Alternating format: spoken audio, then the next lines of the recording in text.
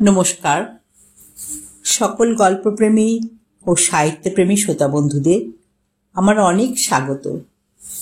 আমার আজকের নিবেদন সাহিত্যিক বনফুলের একটি ছোট গল্প, সেকালের এক খোকনের গল্প।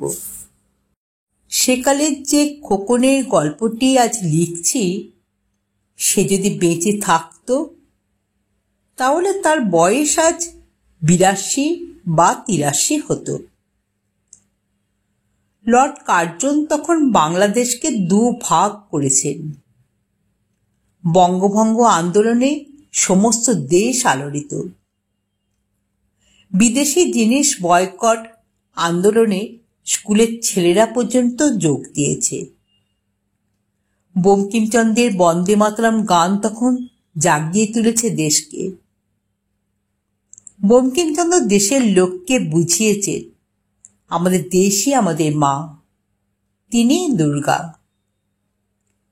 বঙ্গভঙ্গ আন্দোলনে মেতে উঠেছে দেশ, বিশেষ করে মেতে উঠেছে স্কুল কলেজের ছেলেরা। ব্রিটিশ গভর্নমেন্টও ক্ষেপে উঠেছেন খুব। তারা স্কুল কলেজে নোটিশ পাঠিয়েছেন, যেসব ছেলেরা স্বদেশী আন্দোলনে যোগ দেবে তাদের শাস্তি দেওয়া হবে। অনেক ছেলের জরিমানা হলো, অনেক ছেলের স্কুল থেকে নাম কেটে দেওয়া হলো, অনেক ছেলেকে বেত মারা হলো, কিন্তু ফল কিছুই হলো না। সমানে চলতে লাগলো আন্দোলন। খোকনের বয়স তখন 10 বছর। তাদের মেলায় অনেক রকম মাটির পুতুল বিক্রি হতো। সেই মেলা থেকে খোকন একটি মাটির দুর্গা প্রতিমা কিনেছিল। ছোট্ট মাটির প্রতিমাটি চমৎকার দেখতে। খোকন তার মাকে এসে বলল, মা, আমাদের পণ্ডিত মশাই বলেছেন দুর্গাই দেশমাতা, তাকে রোজ পুজো করতে হয়। আমি কাল দেশমাতাকে পুজো করব মা, তোমার ঠাকুর ঘরে। মা বললেন, ঠাকুর ঘরে অত জায়গা কোথা? বাড়ির সামনে যে উঠোনটি আছে রয়েছে ওইখানেই কর না, আমি সাজিয়ে দেব এখন। সামনে রাস্তা, তারপরে খানিকটা উঠোনের মতো জায়গা, তারপরে খোকনদের বাড়ি। সেই উঠোনেই খোকন 4খানা ইট দিয়ে ছোট্ট বেদি করে ফেলল একটা। সেই বেদির উপর বিছালো একটা আসন। সেই আসনের উপর বসানো হলো দেশমাতাকে। তার বন্ধুরা 4টে কঞ্চি কেটে এনে বেদির চারপাশে পুঁতে দিয়ে তারপর টাঙিয়ে দিল একটা রঙিন কাপড়। মা গেঁথে দিলেন ফুলের মালা। খোকনের আবদারে ছোট্ট একটি থালায় ভোগও রেঁধে দিলেন। পাড়ায় ছেলেমেয়েরা সবাই জুটে বন্দে মাতরম গান গাইতে লাগল। খোকনের মা তাদের মিষ্টান্ন বিতরণ করলেন। ঘরে অনেক নারকেল নাড়ু আর মোয়া তৈরি করেছিলেন তিনি। বন্দে মাতরম ধ্বনিতে পাড়া মুখরিত হয়ে উঠল।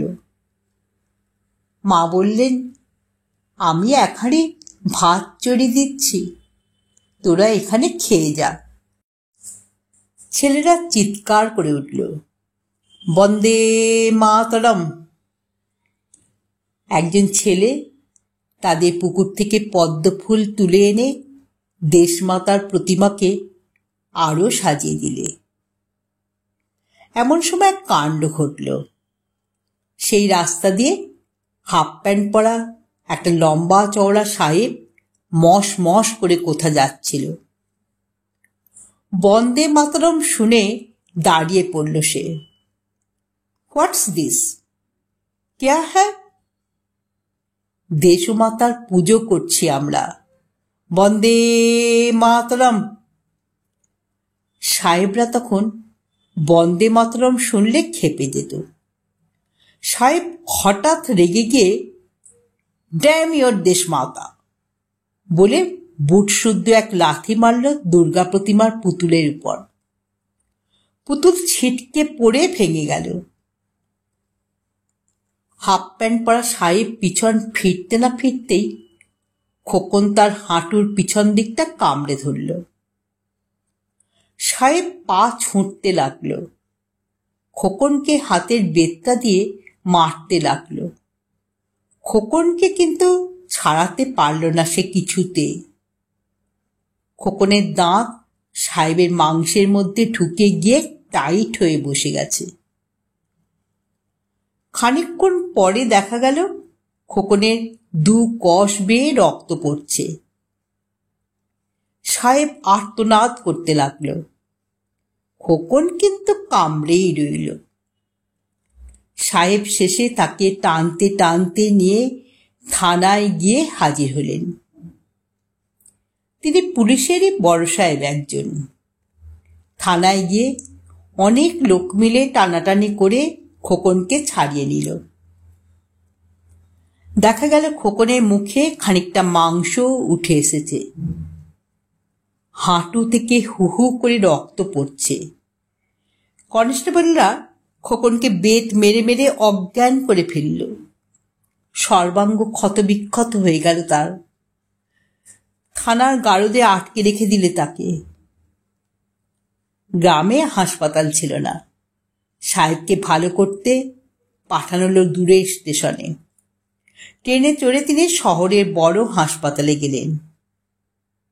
খোকন তার পরদিনই মারা গেল প্রবল জ্বরে। সাহেবও নিস্তার পায়নি। যে পা দিয়ে সে খোকনের দেশমাতার মুখে লাথি মেরেছিল সে পা কেটে ফেলতে হয়েছিল তাকে। সেপটিক হয়ে গিয়েছিল সমস্ত হাঁটু। এখনো তো অনেকে দেশমাতার মুখে লাথি মারছে, তেমন খোকন আর জন্মাচ্ছে কি? গল্পটি এখানেই সমাপ্ত হলো। যদি শ্রোতা বন্ধুদের আমার গল্প পাঠ ভালো লেগে থাকে তাহলে অবশ্যই আমার চ্যানেলটিকে সাবস্ক্রাইব করে পাশে থাকা বেল আইকনকে প্রেস করে অল করে দেবে। তাহলে যখন আমি নিত্য নতুন গল্প আপলোড করব সঙ্গে সঙ্গে আপনারা পেয়ে যাবেন। আপনারা সবাই খুব ভালো থাকবেন। নমস্কার।